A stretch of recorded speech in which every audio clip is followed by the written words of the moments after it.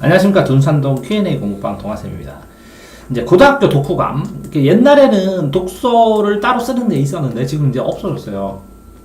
쓰긴 쓰는데 그 다음에 이게 학교 수상 실적도 쓰지 말라고 그랬어요.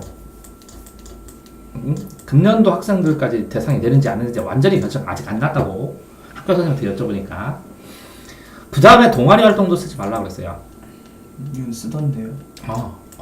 금년까지 쓰고 내년부터 잘 모르겠다고. 내년부터는 어떻게 될지. 네. 그런데 지금 이제 초점이 이게 아니라 뭘로 바뀌었어요? 세부특기 사항으로 바뀌었어요. 그럼 세부특기 사항은 뭐냐?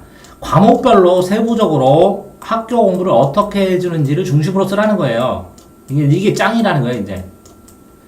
그러면 세부특기 사항을 보는데 이렇게 국어에서 어떤 걸 배웠는데 이런 걸 궁금해해서 이런 책을 읽었더니 이런 걸 더 배웠다. 이렇게 써줘야 돼요. 독후감을. 자, 뭐라고요? 이런 내용을 학교에서 배웠는데 이게 공부해서 이걸 추가로 공부하느라고 이 책을 읽었더니 이걸 더 배웠다. 이렇게 써줘야 돼요. 그러니까 독후감이 학교마다 달라요. 학교마다. 독후감에 이렇게 양식이 있어서 충고 같은 경우는 제목, 감명 깊게 본 점, 새로 배운 점, 그 다음에 거기서 느낀 거, 여러 가지 이렇게 양식이 있어서 A4 한 장 이상을 채워야 써주는 FM 학교도 있고요. 어떤 학교는 어떤 줄거리나 이런 걸로 해서 간단하게 정리해서 가면 올려주기도 하고요. 독후감이 근데 이제 제목만 올린대요. 제목. 그러면 제목을 읽으면 나중에 이거가 여기에 답변한 것처럼 면접관이 질문을 할 수도 있는데 이게 면접관이 질문을 하더라도 그 내용을 완벽하게 막 다 기억하거나 그러지는 못해요, 학생들이. 근데 이 세부특기 사항을 보면 이 당시에 이 책을 읽을 만한 이유가 있겠다.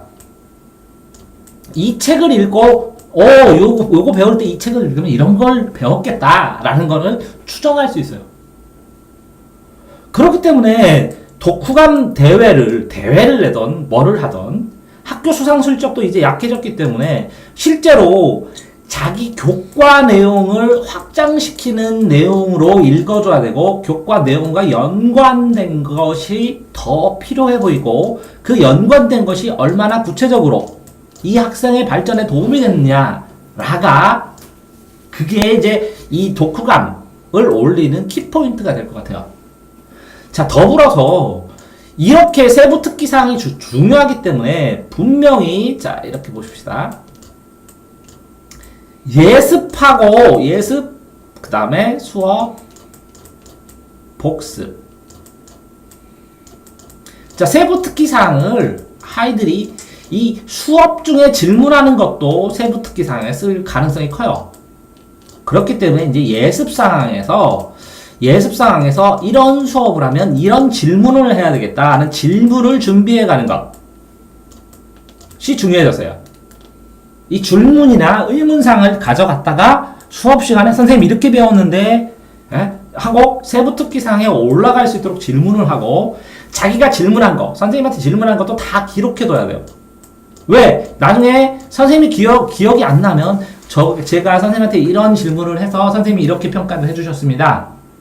라고 하는 것이기 때문에 본인이 다 기록을 해놔야 돼요.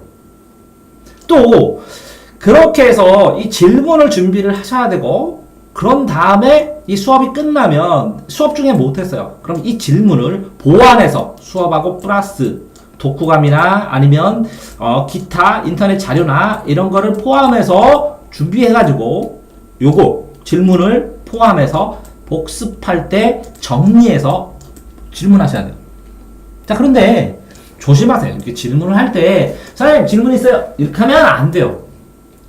A4에다가 이걸 배웠는데 이런 의문점이 있어서 이렇게 찾아봤는데 이게 맞습니까? 이걸 모르겠습니다. 이거에 대해서 선생님의 의견을 말씀해 주시기 부탁드립니다. 이렇게 해서 이렇게 질문 누구 하고서 이렇게 써놓는 게 중요해요. 그러면 나중에 이거를 세부특기사항 낼 때 근거 자료가 될 수도 있고 선생님이 이거를 바쁘실 때는 이걸 놓고 와 선생님 자료에 나중에 답변을 안 해주시면 다시 몇 장 두 개를 한꺼번에 또 놓고 와.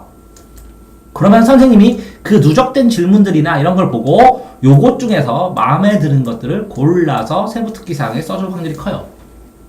그러니까 요거를 또 복사해 놓으면 이게 뭐가 돼요? 내 요점 정리나 핵심 정리가 돼요. 심화학습이 되고. 이해됐나요?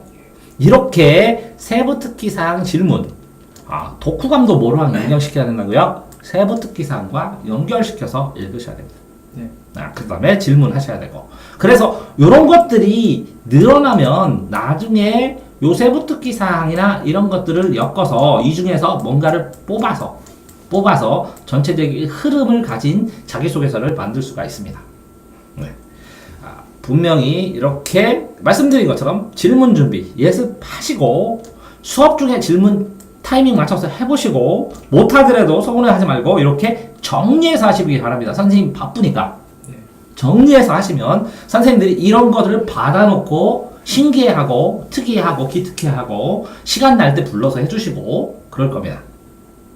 수고하십시오.